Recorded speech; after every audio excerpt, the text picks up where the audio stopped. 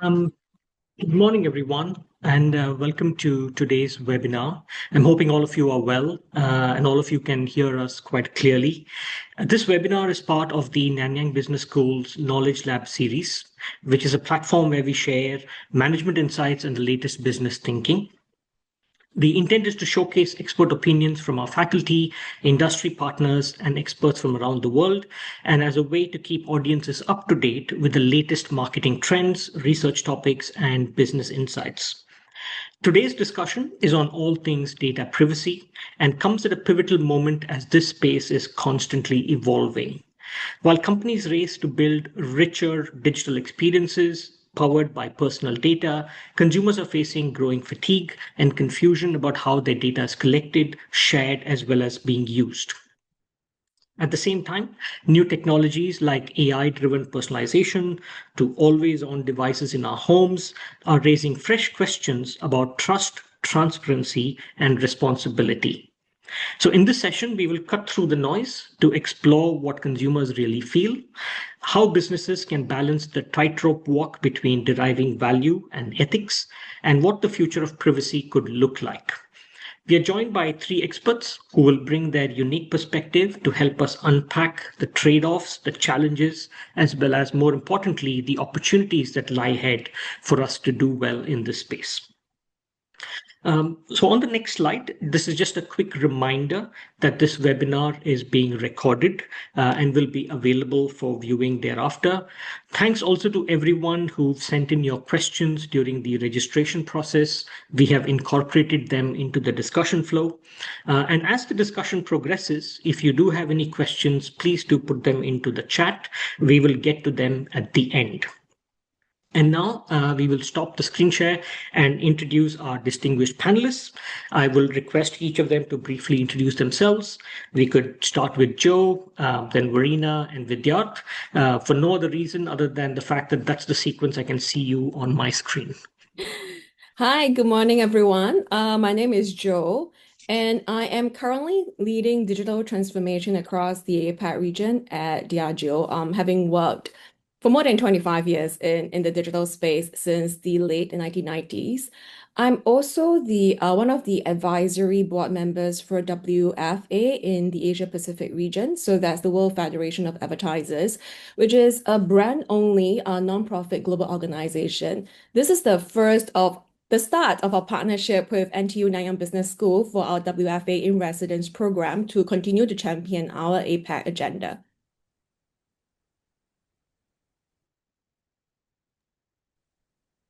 Hi everyone, my name is Verina. I'm currently an assistant professor of the Division of Marketing at Nanyang Business School at NTU. My current research work focuses on understand consumer privacy choices and platform data strategies. And my broad research pipeline falls into data economy and the economics of digital privacy. So I use causal inference tools in econometrics, field experiments, structural models, and large language models to answer research questions rigorously. Superb. Thank you, Joe and Verina. And my name is Vidyarth. I come from the Coca-Cola Company. I lead the global marketing technologies for media, data, and content at Coke. I also am part of the local Interactive Advertiser Bureau, Southeast Asia and India chapter. I sit on the board for that particular group, and I'm super passionate about the perspectives around privacy, and looking forward to having a fruitful conversation here. Yeah. Great. Thank you. So just to get started with the first question, I thought it'll be good for us to, broadly lay down, what do we see as the state of, data privacy and the challenges today. So, the regulatory environment in itself is quite complex. So it varies by market, varies by regions. I think we've all heard that GDPR is, very, very strictly enforced in Europe, but potentially not so much in some of the other markets, etc. And then there's so many acronyms. I think few of those came in through the registration as well, which I've not heard before, like DDPP, which I had to Google to find out what it is. So how would you describe the current state of data privacy? And I guess more importantly, how have things changed from even a few years ago? And what are companies, I guess, needing to do to navigate the space? We could probably start with you, Vidyarth, and then we can yeah. Absolutely. So, to me personally, the world of privacy today is pretty much a tightrope between privacy concerns and, on the other extreme, quite a bit of privacy fatigue, right? When I say privacy concerns, almost like a lot of us would remember the time when Meta went through that, well, previously Facebook went through that whole scandal around Cambridge Analytica and all of those concerns. Situations like that continue to happen significantly, but on the flip side, we have an overwhelming fatigue. Like I can count all of the folks who have complained even in the last week about the annoying pop-ups that people put up. It could be the most beautiful pop-ups. It could be the most simple ones, but it's about accept all cookies, reject all cookies. But at this point, if you ask me, do I care? Probably I don't. But that sums up, the situation. In trusted sites, I actually pay attention, and beyond that, it's a bit of a, blanket situation, reject all cookies by default kind of a thing, right? So the reality of the landscape today, in the whole context of privacy, is that while there are awesome work done by legislative parties, if you take the case of GDPR, DPDP, as you mentioned, PDPA from Singapore, CCPA from US, and all of them, they've all come up with a very rigorous set of rules, but the way it is all implemented to the end users, it's been rather overwhelming and almost like an overbearing burden. And to me, that's the perfect summary of the world that we are in today. Is it actually helping to improve how privacy is managed at the individual level? That's where the bulk of the questions are. Great. And also, Verina, like you were mentioning in your introduction as well, your entire research focused has been around this space. Would be also great to hear your views in terms of how you've seen this kind of evolving through all the research work that you've done. Yeah, absolutely, absolutely. So I'll be happy to walk you through like briefly how the economic literature are framing the issue and to like kind of responding to privacy issues. So firstly, like why there is a privacy concern is because like first we want to admit that data flows are actually valuable. Data flows generate massive allocation efficiency. So for firms, they can do like better personalization, better ads targeting. And for consumers, they can enjoy higher quality products and zero price services. So these are innovation surplus because of data flows. And that is how it leads to like actual like, massive use of the data flows and leading to privacy concerns. So a few years ago, the economic papers focused more on consumer as a rational agent trading of if I give you my email address, which is the cost, how do I in exchange? Does it in exchange for the digital services, which is the benefit? So, like in the past, we assumed that we give if we give consumers enough information, which is transparency, we talk about it as the dragon word, then they could make better decisions. So, what is fundamentally different today is that this kind of economic mechanism of privacy has a little bit broken down.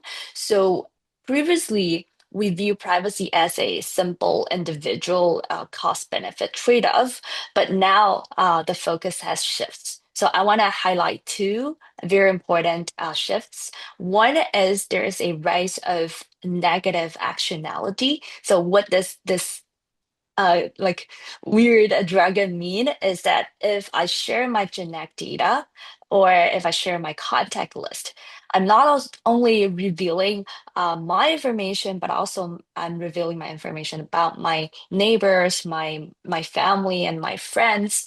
So all these leads to kind of like a market failure. That is, I'm not paying the cost of your privacy loss. So I overshare. So I sell the collective privacy that it's too cheaply to the companies. So this kind of similar to like the pollution problem, which we call it as negative externality. And the other shifts is that the economists kind of shifts their focus from intrinsic to instrumental cost. So what does intrinsic cost mean is that a few years ago, we just worry about like the creepiness of an app or just like how my taste of how I view data security in general. But nowadays, like today, the literature focus more on the instrumental cost. What does it mean? It's more related to the economic harm. So, for example, how would the app use the data to price discriminate me?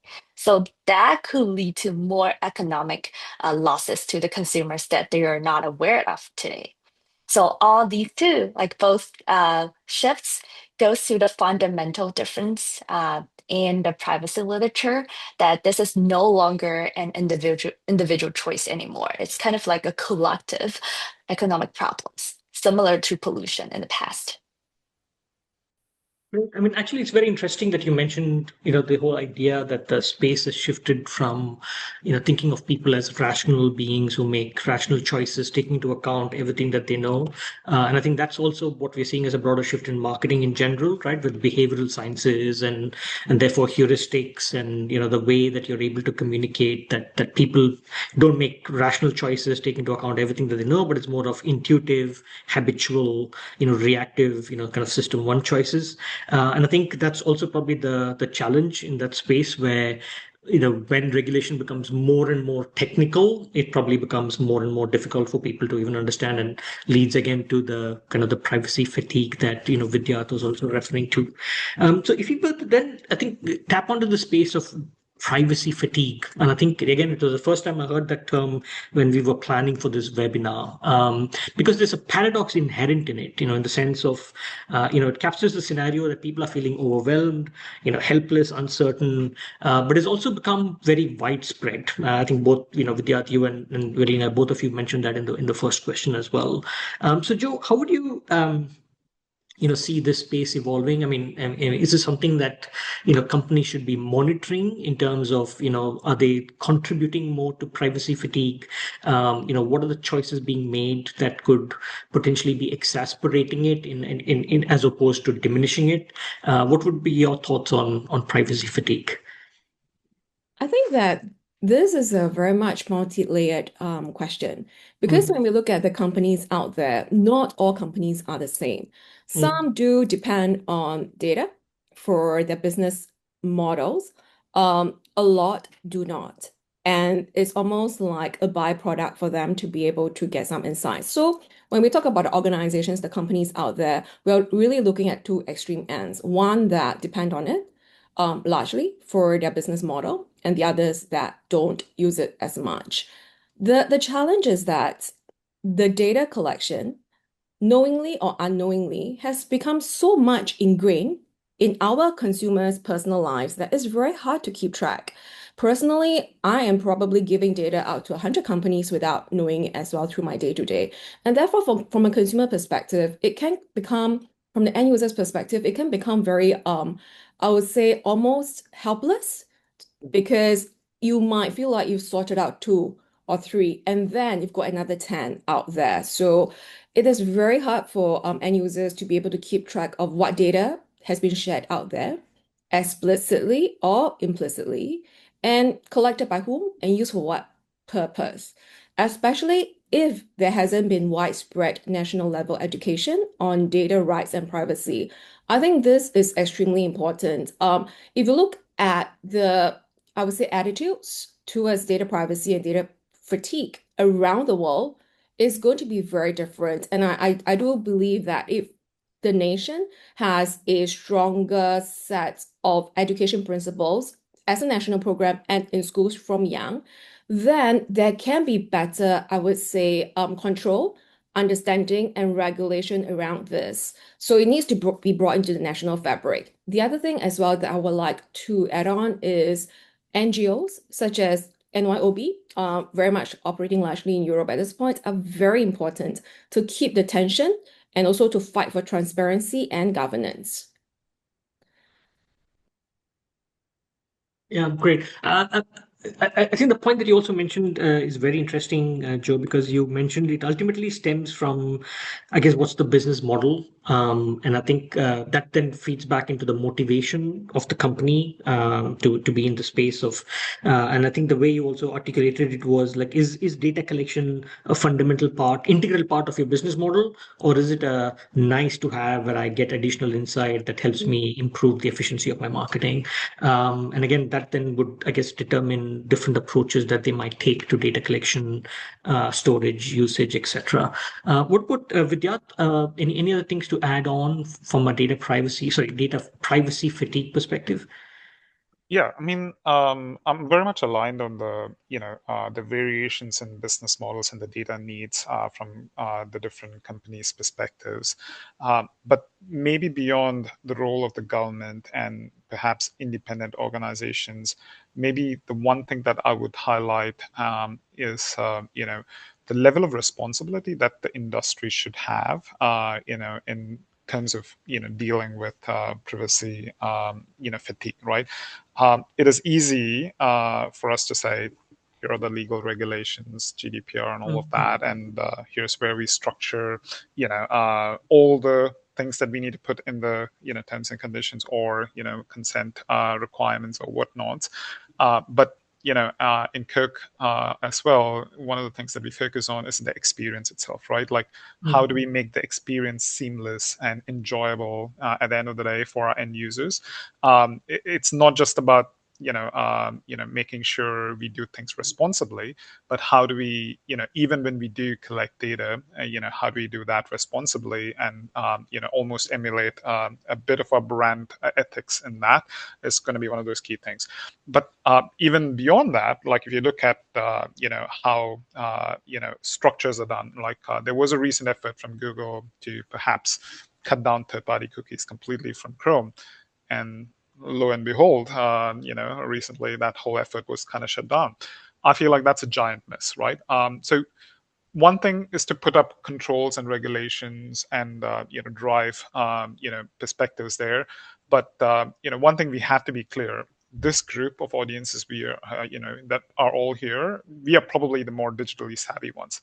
Think about your parents. Think about perhaps folks from the larger context in ASEAN. In fact, we had a study in as part of IAB's efforts, and I think early part of 2024, we found out that in Thailand, out of people who use Grab and similar apps in Thailand, only 64% really understood what cookies actually do.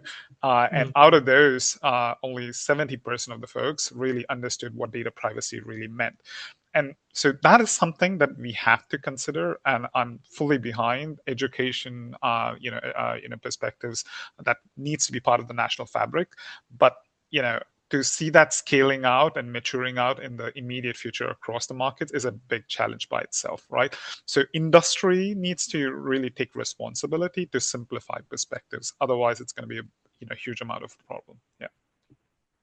Yeah, because I think it's also very interesting because when I was reading up on this DDPP acronym that came through, because the intent seems to be to harmonize data privacy policies, because now there's so many different things. A website could be different, an app could be different platforms could be doing differently. But increasingly, based on everything that you also, both Joe and you mentioned, I think the challenge is whether at all we will be able to get to a harmonized equal cookie cutter approach to data privacy. It almost feels like you have to, kind of flex by business model, flex by type of data being collected, depth of data, and more importantly, how the business would then use the data, which again, that could be very different depending on the type of the business.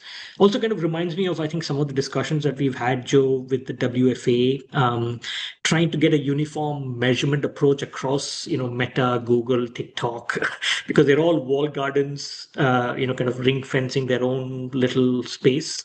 And again, trying to get a uniform measurement, which is an outcome of marketing efforts, also has been a difficult challenge. So I think data privacy, getting to a uniform approach, I think is going to be even more, kind of difficult. And then coming to Verina, to your, research that you've done as well, I think there's a very interesting angle that you were mentioning, which has to do with how do people, because now we've been talking about it from the perspective of the businesses, but from the perspective of consumers who are recipients of these, I guess, data requests or, to give their consent, etc. Could you talk a little bit more on what your research has highlighted there? Sure. So I'll be very happy to walk through my main research. So my research focuses on the context of digital data consent, and these forms has been very prevalent, as just Vid and Joel all mentioned, like and the cookies, and when you download apps on iOS system, the app is gonna ask you like if you allow them to track your data or your activities or not. All these are data consent decisions consumers need to make. And then recently, like we see that people are talking about dark patterns increasingly, which are nudging technologies, nudging ways like to just like trap consumers into like just click that accepting button, like by for example highlighting the color or like hiding options in the layers of settings. And all these techniques actually only focus on the single interactions with consumers. So my research actually goes beyond and assumes that what if we assume consumers' choices are interconnected and it's dynamic and stay dependent over time? So what would happen? And also like, is it really true that this is true? Like this evidence would happen in the field data. So what I've done is I look into the field data from one of the largest platform and involving more than millions of users and look at their sequential privacy choices to all these apps, like different and also across different apps in time. So what I found is that past privacy choices actually affect consumers' future, current and future choices, and also across different apps. So what does it mean is that your data consent decisions to the apps in the past times, like for example to Uber, actually affect your data consent choices in the future. For example, to Grab or Lyft, or even outside of this genre. So this is very important because we thought we were making individual and independent and rational choices as consumers, but actually it's not. And it can be nudged by the firms in the past, and it also could be affected by your own decisions in the past. So this refers to the actionality, this word I mentioned earlier, that in this context, an app's data strategy could actually affect another app's data strategy. So it means that if Uber has a very intrusive data strategy and scares consumers away from the platform, actually consumers are increasingly to say no to many like safer apps. This is an example for sure. And if a very good company, like for example, for example, if Grab has a very good privacy and data strategy, and it protects consumers a lot, and consumers feel comfortable of giving out their data to this company, and in the future on this platform, actually consumers are more likely to give out their data to other apps. So this has a lot of implications for the platform and also policymakers. And last point I want to make is also a very interesting like findings from the research is that this state dependence effect is context dependent, and it's most likely due to consumers' cognitive capacity, which means that under the time constraint, you have to decide to give out your data or not. So if this data service trade-off is easier for consumers to articulate, then they're making more independent decisions. if this this data to service transaction is like very hard to articulate, I cannot see if my data worth this service or product, then I rely more on my past choices. So a lot of implications from this results to the company, to the firms, to the platforms, and to the policymaker as well. Yeah, which then I think ties in well with what Vidyas was mentioning before as well, right? Because like it also comes down to what choices does the company want to make. I think there's always be, legal requirements that everybody would anyway adhere to. I think we're all talking about companies that would anyway adhere to the minimum legal requirements.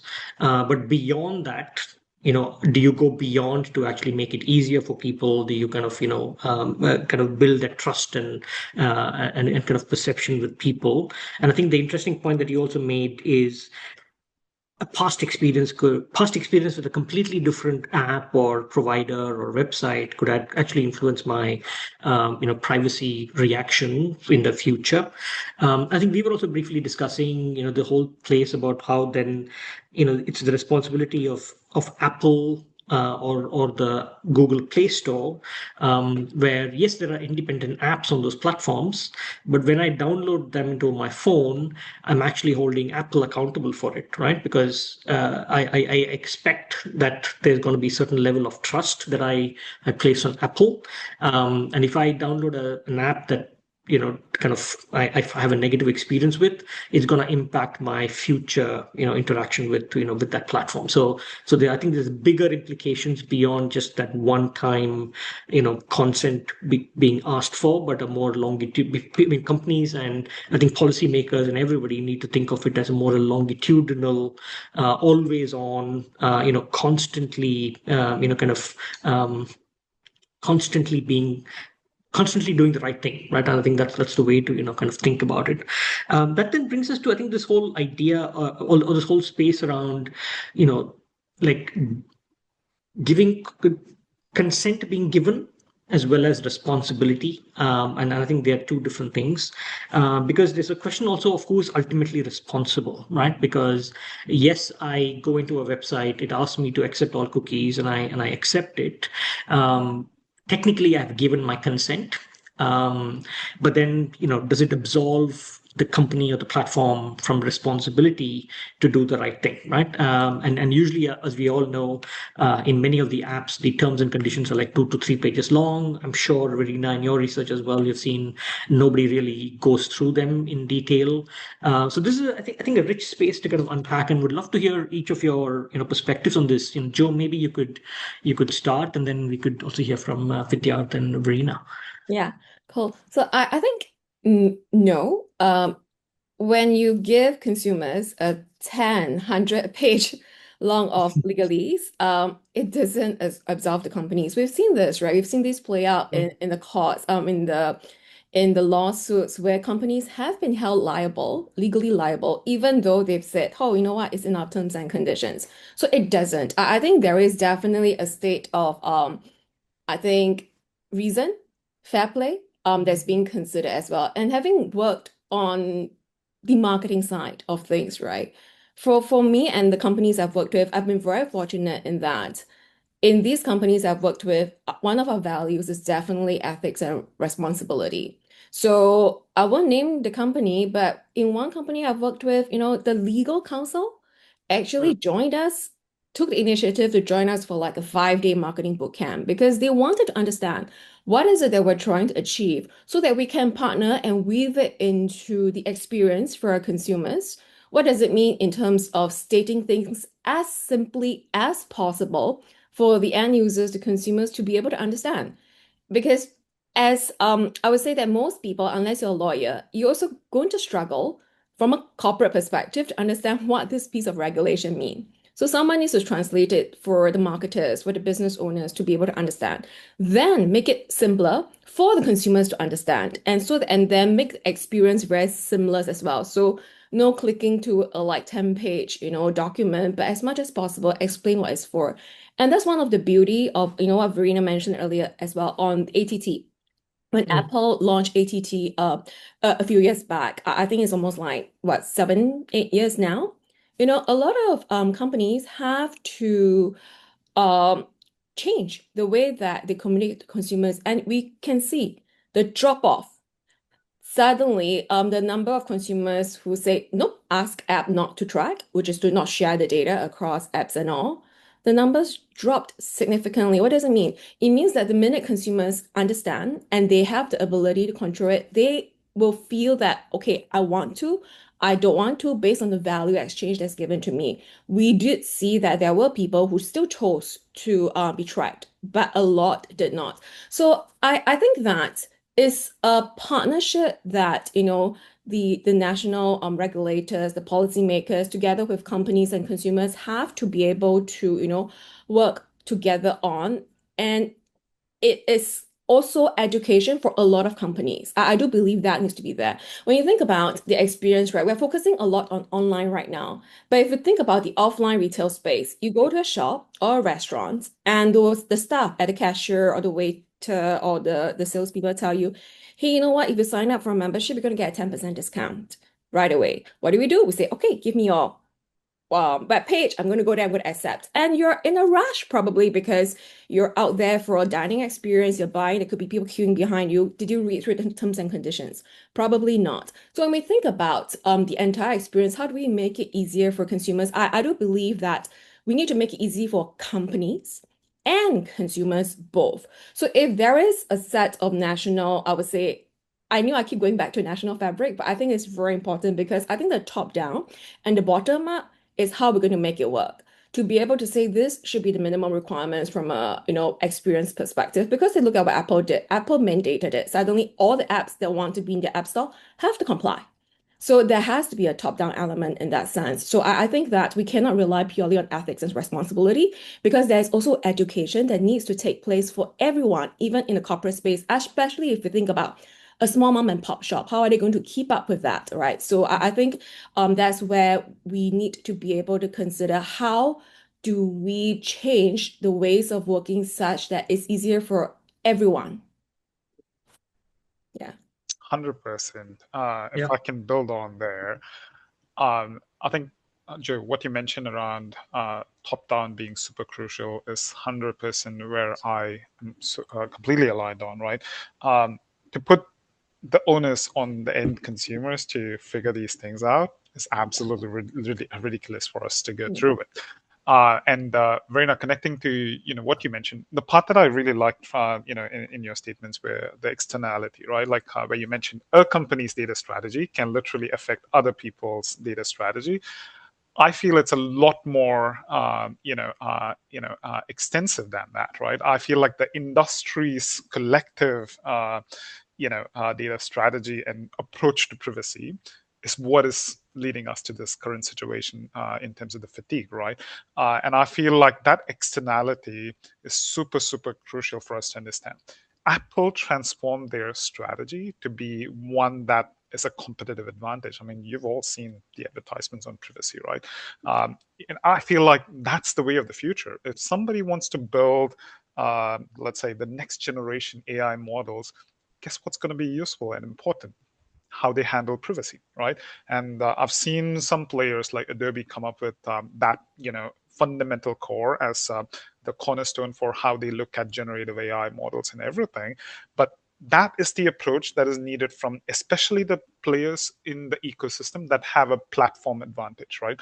So the Apples, Googles, the folks who control the ecosystem, pretty much from the ground up, whether it's the mobile environment, who knows what kind of environment will be there 2 years later, 3 years later. All of that is especially critical from an industry point of view. And that is where we need to transcend beyond the legal perspectives and have a collective responsible action from the core players in the industry. And we shouldn't be just believing that the bottom up will work, right? That would be my perspectives. Yeah, I totally agree. And then also, adding up to your point of bottom up probably would not work is because like when we look at all these like terms and conditions and it's like super complicated, and in some sense some companies are using this complicated like complicated things to confuse consumers. So this, like in a economic framework, actually it's called the market for lemons. So for example, those good apps like safe apps and creepy apps both has same 50-page terms and conditions. Even like the contents are super different. Even like what disclose, they actually did disclose whatever they had. It's always confusing, and then consumers cannot distinguish the safe apps from the risky ones. So this is how like the bad players drives out the good players, because there's no way for this privacy-centric companies to signal that they have better qualities. So that's why we really need like a top-down that's like regulations or industry standards to put this simplicity thing in practice, and to kind of make sure that it's not a market for lemons, to make sure that the good companies could actually signal their privacy quality. And that is very important, I think. Yeah, I mean, I think it's very interesting because the point, I think it also goes back to the, the first discussion that we were having on,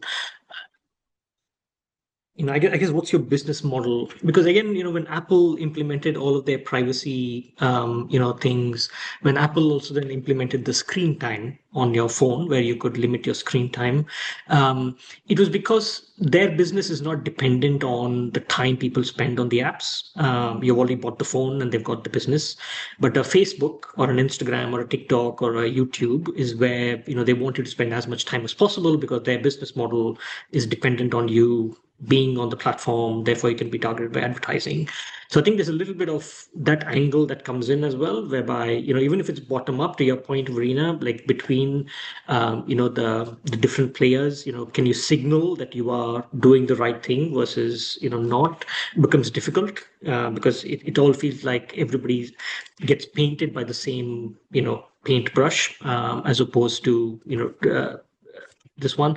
And I think there's also this element of trust that accrues to bigger brands, bigger businesses, which then also means that those brands and businesses have a responsibility to do the right thing, right? And in a way, if more people are going to engage with the bigger brands, then their interaction with the bigger brands also then kind of clouds their views on everybody else, right? So there's a bigger responsibility for the big brands, where you have a bigger consumer base, you have a lot more people interacting with your platforms, to be a lot more to be a lot more responsible, so that it then kind of accrues to the industry as a whole. I think so. At the business school, we also did a kind of a survey recently among consumers across 10 different markets, and one of the things that one of the questions that we asked them was about what helps people, I guess, share their data more willingly. Like what do they look for in terms of, I guess, willingness to share data. And one of the things that came through obviously was trust and this element of transparency. So do I know how my data is going to be used? Do I get a sense that the company is going to give me control over my data so I can stop sharing my data if I so decide? But the other thing was also this whole thing about value exchange, which is what do I get in return? Like Joe, you were mentioning, do I get a discount? When I'm in a retail store, etc. I guess there is the tangibility of discounts and coupons and all of that, but there's probably a bigger definition of value in this whole value exchange. And maybe we could talk a little bit more on that, Joe. Yeah. Um, I think topmost on a lot of people's minds are actually AI. I think that's the latest and hottest because we are giving away so much information and so much personal information, whether we're aware or not, with AI going into the masses, the public. And also I think the instant gratification behaviors that's been trained over the last 20 years or so with the rise of social media, the internet. So I think these are very, very two key factors that we're seeing over the last 20 years or so, and very recently. But I also say that, fundamentally, the convenience is something that we don't think about, but it's actually driving us to give away a lot of data, especially when you think about the rise of the IoT, for example, in the past. You think about all the devices you're putting to homes for the convenience.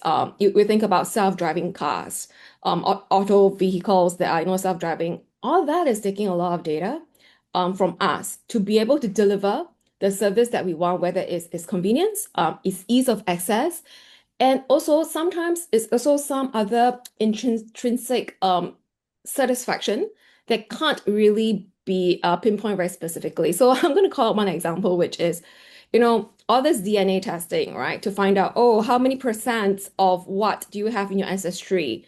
And then, oh, who might you be linked around the world with?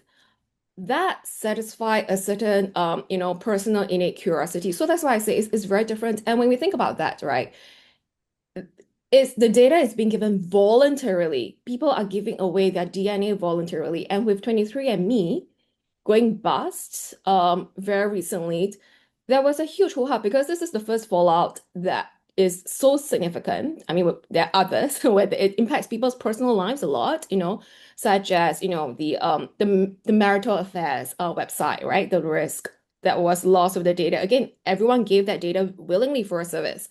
And now with this as well, the risks are a lot more than what we think about being able to be tracked, to be targeted in advertising. We're talking about this data was potentially going to be taken over by a pharmaceutical company.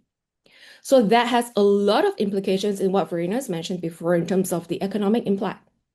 So, I mean, the founder has fought very hard to win back control. So at this point, the latest, I believe, is that she's won it back in terms of the ability to continue to hold the company and own the data, even though it's gone bust. But if we think about the risks of all of this, right? Mm. We're pointing a lot at what's very obvious to us right now because it's been in the news. A lot of the targeted advertising with the big companies, the big tech, has been in the forefront. But if we peel back from that, there's actually a lot more that we're giving away very, very willingly. And the risks and implications for all of that, I would say, are significant. So I don't think that the value exchange is one that is very easy for us to articulate to say that it's this and that only. But it's a very, very, very broad spectrum that's tied to our, human psyche of what matters to us and what we value. So I'm not sure if, Verena, Vit, do you have any more to add on to that as well? Yeah, I definitely think the risks of folks oversharing data without understanding the full implications are humongous. And therein lies that conflict, right? When a service is good, right? So again, you mentioned self-driving cars. I willingly share my driving data. I feel like I'm part of contributing data for that. And likewise, we had this research with IAB, and one of the fundamental conflicts that I noticed there was I think in ASEAN, right? So Singapore, Malaysia, Philippines, the overall results were about 34% of the respondents said they will not pay for any advertisement-free online content, right? Because they were like, oh, why should I pay, right? But then those very same audiences, about 72% of them, almost double, are paying for Netflix, Disney Plus, blah, blah, blah, blah, blah, right? So there is a fundamental conflict in human behavior there where, there is one thing that we say, but then when you look at the actual behaviors and patterns, when we feel like I'm getting enough value, when I feel like I'm contributing to Tesla's, evolution, if you may, I feel like there's a different part of the thinking that comes into play that goes beyond thinking about the implications of me sharing the data here, right? So, and that's something that we need to think about, because I think you're right in terms of AI and how all of our data will be used. It has serious implications. So even when there is good value exchange, the responsibility needs to be there from a consumer point of view, from the industry perspective. It is not as straightforward as it seems. I completely agree with that. Yeah. right? I think vid has referring to like a very classic word in the privacy literature, like economic literature, called privacy paradox, where consumers' reviewed preferences is actually different from their stated preferences. And it's like there are a lot of papers trying to address why there's such gap between these two, like the stated and reviewed behavior. Like right now, like people try like kind of like falls into a consensus that actually like stated preference refers more to like a general understanding of like how much I value my privacy and how much what's my attitude towards this like general concept. But the reviewed preferences is more on like in each context.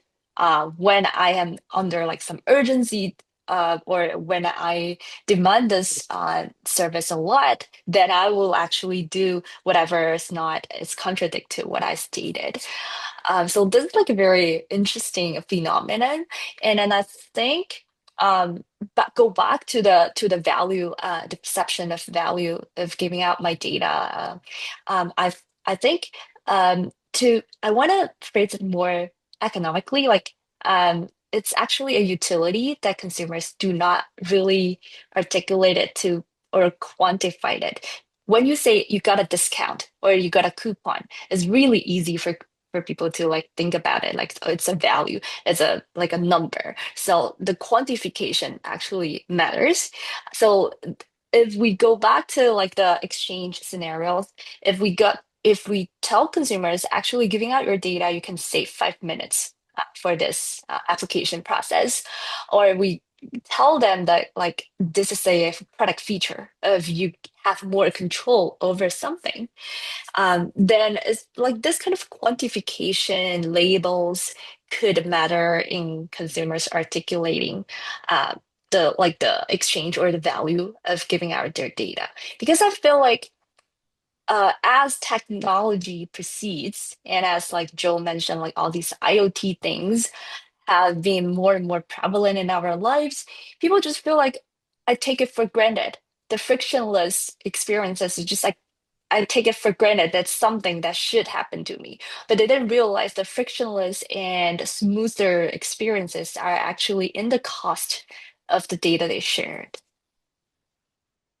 Yeah, I think there was also I don't know what the saying is, but it goes something like, when the service is free, then you are the product, right? Because I think we all get used to, free social media, free email, everything or low cost, no cost, kind of models, which then we never truly understand the real cost that's underlying it, because all of that is powered by data that we explicitly or implicitly are sharing, that's then powering those models, etc.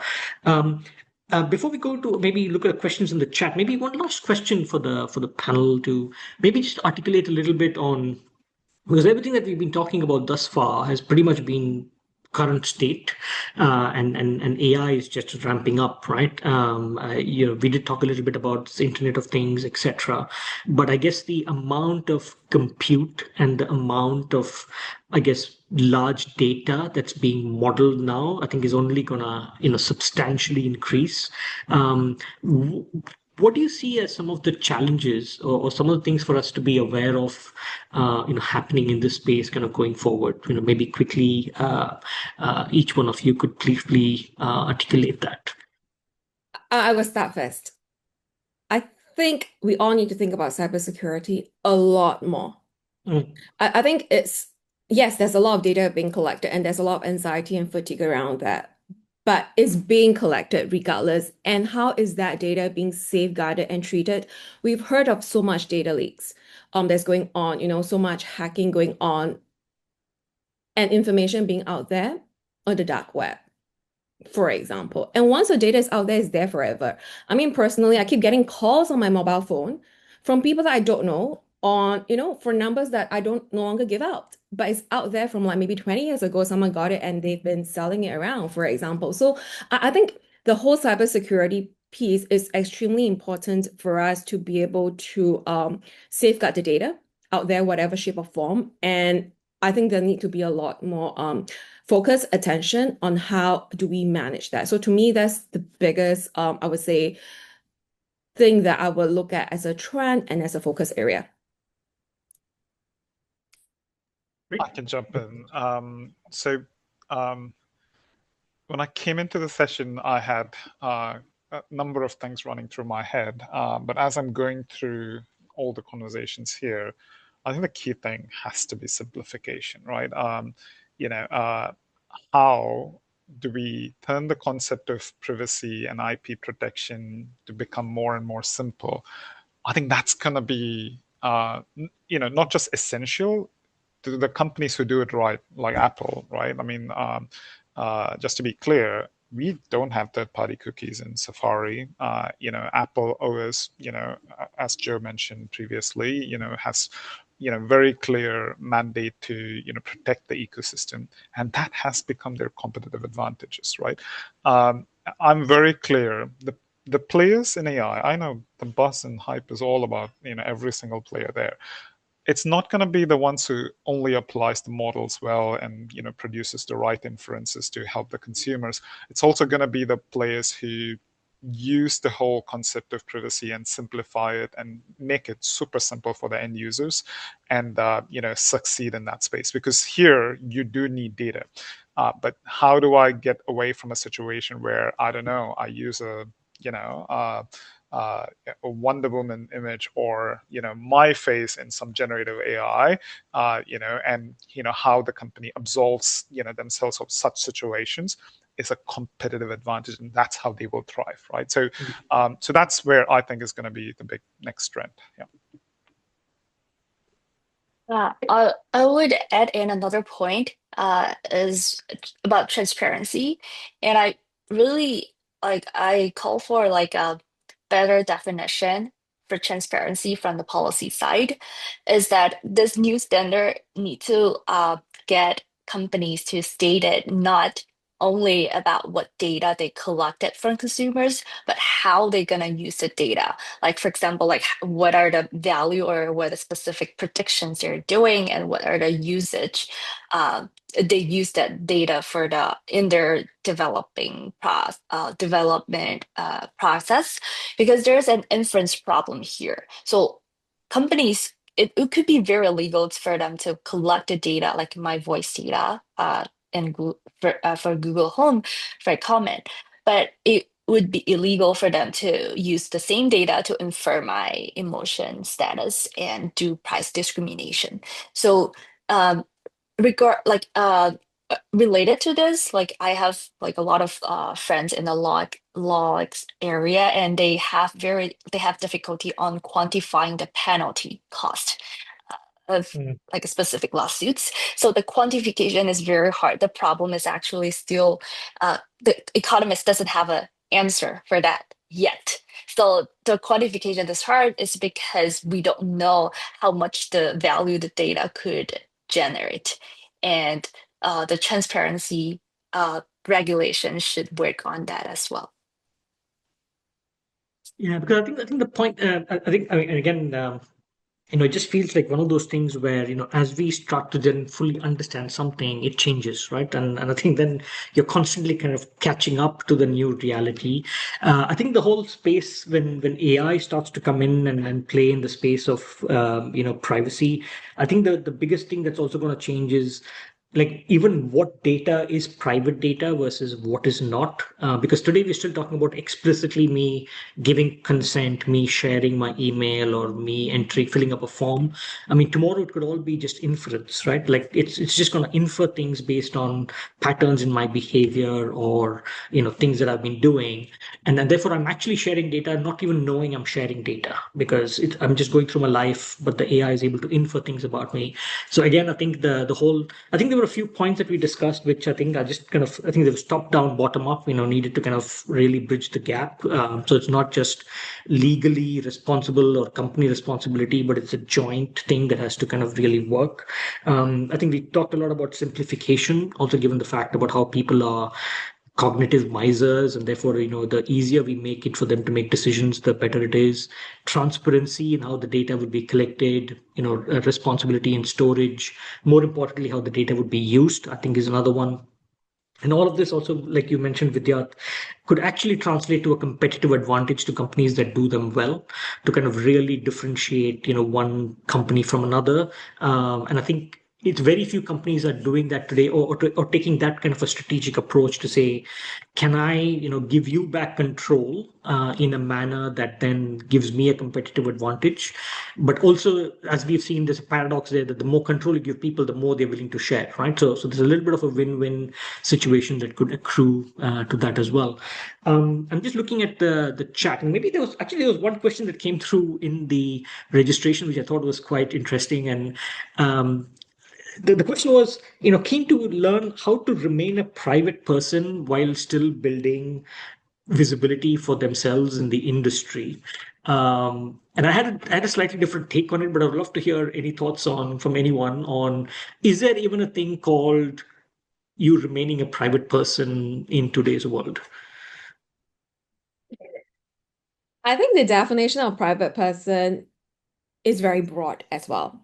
Because I think I'm going to talk about someone that has shared on a very public forum, very well-known business figure, I think late 70s and above. They're very well-known. They have very strong personal brand visibility, and they're not on social media at all. Mm, But are they private? Don't think so, mm. because I think through all the, press articles that's been written about them, they're very well known. So I think privacy is a very long piece of string, and we need to define what we mean by what we want to be shared or not. It is possible to build your brand visibility and not overshare, but you have to be very careful and be very clear about what you define as private. So that's my take on it. Yeah. Yeah, no, because I think many, many years ago when we were, doing this whole, first party data collection and setting up the MarTech, etc. I think even employees within the company I was working at that time had questions on, is this the right thing to be doing? Are we collecting data about people and so on? And I think somebody explained it in a manner where they said that, look, today it's almost like it's like your bank knowing exactly how much money you have in your account, right? Like I can't control that. If I have a bank account and I'm putting my money there, the bank is going to know exactly to the last dollar how much money I have. But the question is, what do they do with it, right? So they use that information to customize services for me or suggest products and services for me, which goes back to the point on what do I get in exchange for them knowing that about me. I would potentially see some value. But yeah, I think in the future, there might be nothing really private about anyone, because of these inference machines and the kind of the power of the compute that's going to go behind it. Yes, Vidya, did you have anything to? Yeah, I mean, for sure. See, I'm a firm believer of, if people want to remove data, one of the minimal requirements from every single legal, regulation is I need to be able to remove my data from whatever Yeah. service, right? So is it impossible? I don't think so. And I feel it's a business opportunity. I've seen companies who have come in and said, pay me a regular, subscription. I will go and clean up your data regularly, and I will give you a report every time, like what's happening, and you choose which ones you want to remove, which ones you actually want to, continue on. So, in the world of AI, I'm sure, and this is something that we've already seen in some of the cybersecurity spaces, right?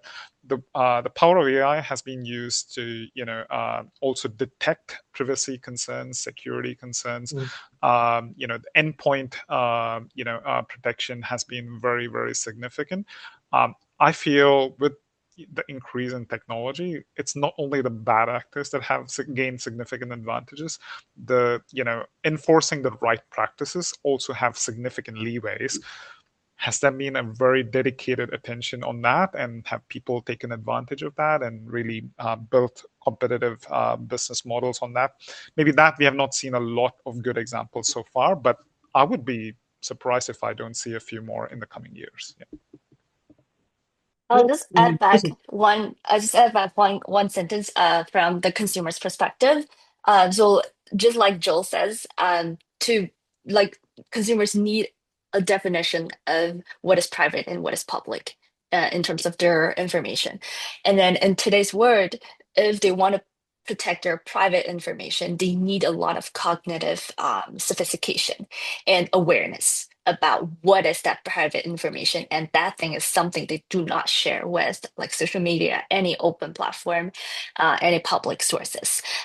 So I think that awareness is the most important thing, and they should always bear in mind that be careful about frictionless experiences, because private nowadays means a lot of friction. It means that you need the sophistication to build up your private zone. So if you feel something is frictionless and smooth and convenient, that means there's a hidden cost behind it, and it's normally the privacy cost. Yeah, great. No, thank you so much. And I mean, we've also run out of time. So, firstly, I mean, thanks to all the panelists. So, Joe, Vidya, Verena, thank you so much for joining us and sharing your perspective. I'm hoping everyone who joined the webinar, there was something in it for you to kind of take off. At least, if it kind of got you to start thinking about, some of the challenges that your businesses might be facing and things that you might start to think about. We've achieved our purpose. Please do visit the Knowledge Lab, website. There's more of our past webinars available there as well. At the end of this webinar, there'll be a short survey that would be sent to you. It would be really helpful if you could please get your feedback. Just helps us kind of do better and kind of keep these, conversations going, assuming they are kind of adding value to you. So again, thank you all. Happy rest of the day for you.